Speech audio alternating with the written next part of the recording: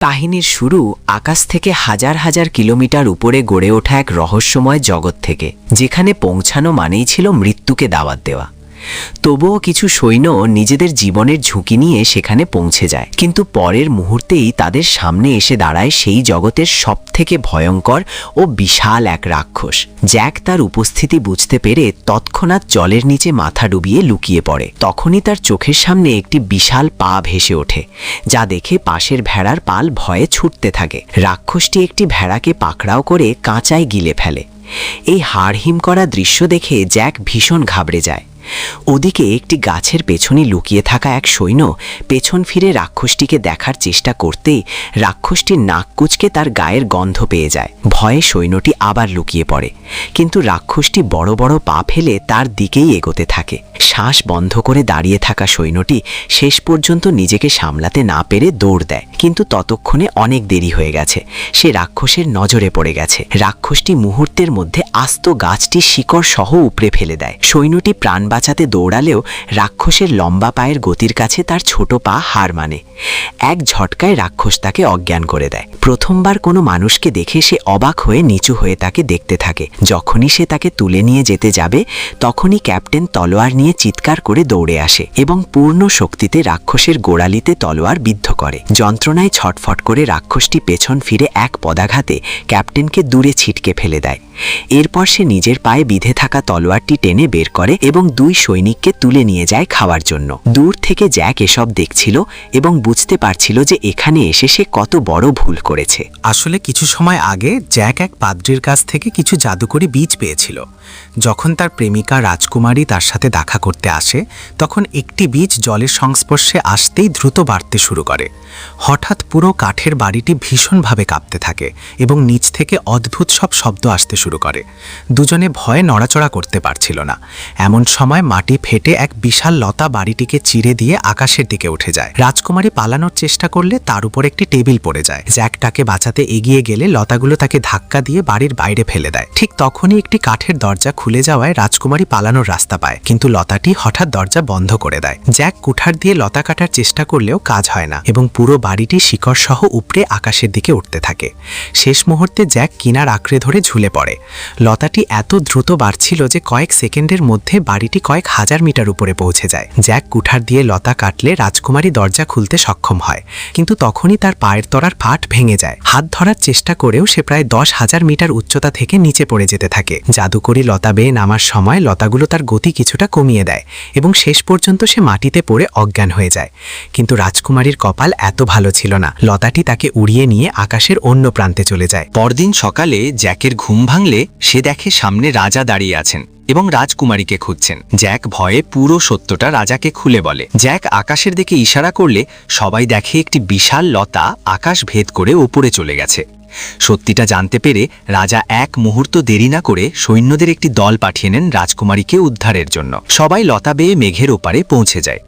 Captain এক পাশ থেকে অন্য পাশে স্লাইড করে যাওয়ার সিদ্ধান্ত নেয়, কারণ রাজকুমারী পর্যন্ত পৌঁছানোর ওটাই একমাত্র রাস্তা ছিল।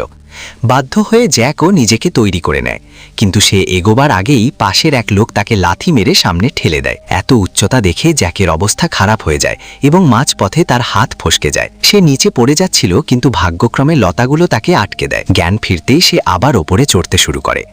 ওপরে পৌঁছতেই আবহাওয়া বদলে যায়। শুরু হয় প্রচণ্ড ঝড় আর বজ্রপাত। হঠাৎ এক সৈন্যের ওপর বিদ্যুৎ পড়লে সে ছিটকে পড়ে এবং অন্য সৈন্যদের সাথে ধাক্কা লেগে সবাই নিচে পড়ে যেতে থাকে। শেষ মুহূর্তে এক সৈন্য শক্তি করে দড়ি ধরে ফেলায় বাকিদের প্রাণ রক্ষা পায়, কিন্তু যারা নিচে ঝুলছিল তারা চরম বিপদে ছিল। তখন রেড্রিক তার সঙ্গীকে দড়ি কেটে দিতে বলে।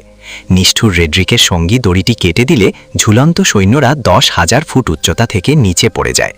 অবশিষ্ট সৈন্যরা উপরে পৌঁছে দেখে মেঘের ওপারে এক বিশাল ও অদ্ভুত জগৎ। ক্যাপ্টেন সেখানে তাজা পায়ের ছাপ দেখে বুঝতে পারে রাজকুমারী নিচেই আছে।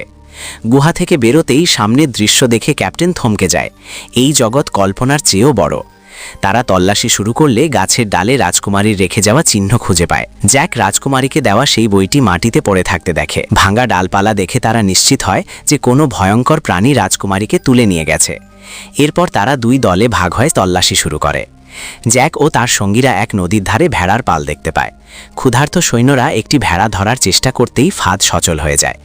জ্যাক ও ক্যাপ্টেন যখন ফাঁদ কাটার চেষ্টা করছিল তখন হঠাৎ সব পাখি উড়ে যায় এবং ভেড়াগুলো দৌড়াতে শুরু করে। ক্যাপ্টেন কিছু একটা সন্দেহ করলেও দড়ি কাটতে থাকে, কিন্তু তখনই জঙ্গল থেকে এক ভয়ঙ্কর আওয়াজ আসে এবং এক বিশাল দানব এসে 2 সৈন্যকে তুলে নিয়ে যায়। জ্যাক গোপনে দানবটিকে অনুসরণ করতে থাকে যাতে রাজকুমারীকে বাঁচানো যায়। অন্যদিকে রেড্রিক তার সৈন্যদের সাথে এক পাহাড়ের ধারে পৌঁছায়। সেখানে সে ষড়যন্ত্র করে তার এক সঙ্গীকে গভীর খাদে ধাক্কা দিয়ে ফেলে দেয়। তখনই এক বিশাল দানব তাদের সামনে আসে। রেড্রিক ভয় পেয়ে ব্যাগ থেকে একটি চকচকে জাদুকরি মুকুট বের করে। সেই মুকুট দেখেই দানবটি থমকে যায়। আসলে ওই মুকুট যার কাছে থাকে দানবরা তার হুকুম মানতে বাধ্য হয়। জ্যাক দানবদের ডেরায় পৌঁছে দেখে সেখানে ঝর্ণা আর পাহাড়ের এক স্বর্গীয় পরিবেশ। সেখানে একটি 2 মাথাওয়ালা দানব রাজকুমারীকে খাঁচায় বন্দি করে রেখেছে। কিছুক্ষণ পর সেই দানবটি ফিরে আসে যে ক্যাপ্টেন ও অন্য সৈন্যকে ধরেছিল। সে তাদের খাঁচার পাশে ফেলে দেয়। 2 মাথাওয়ালা দানব সন্দেহ করে যে আরও মানুষ আছে।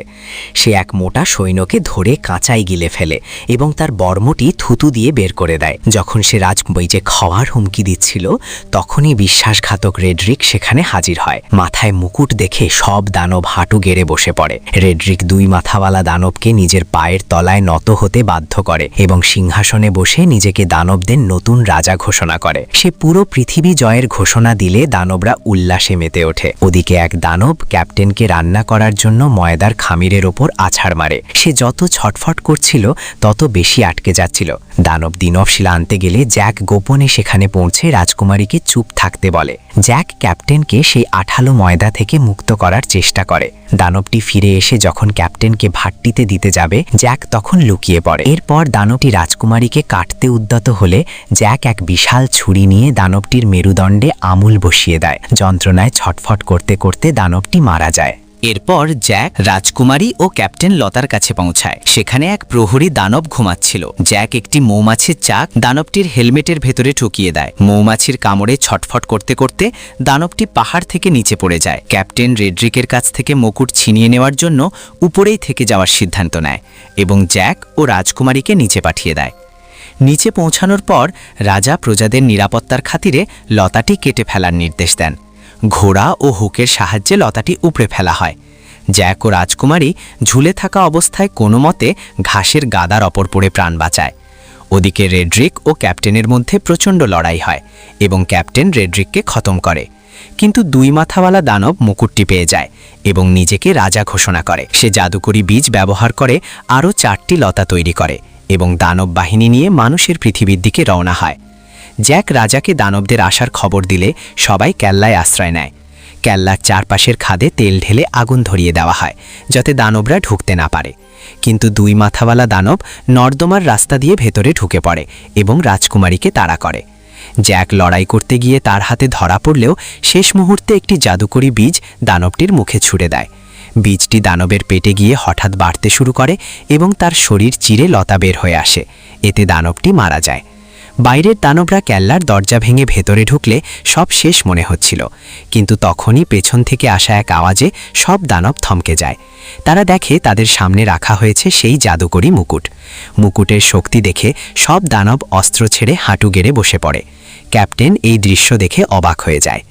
ভিডিওটি ভালো লাগলে লাইক দিন এবং চ্যানেলটি সাবস্ক্রাইব করে পাশেই থাকুন। ধন্যবাদ।